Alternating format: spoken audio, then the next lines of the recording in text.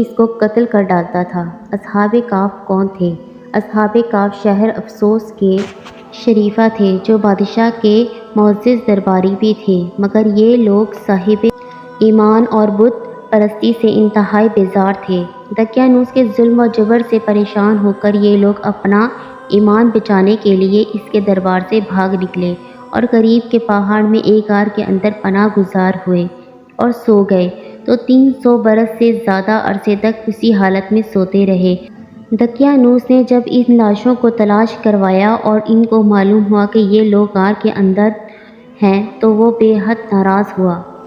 اور طرف غیظ غضب میں یہ حکم دے دیا کہ غار کو ایک سنگین دیوار اٹھا کر بند کر دیا جائے تاکہ یہ لوگ اسی میں رہ کر مر جائیں اور وہی غار ان لوگوں کی قبر بن جائے۔ مگر دقیانوس نے جس شخص کے سپرد یہ کام کیا تھا وہ بہت ہی نیک دل اور صاحب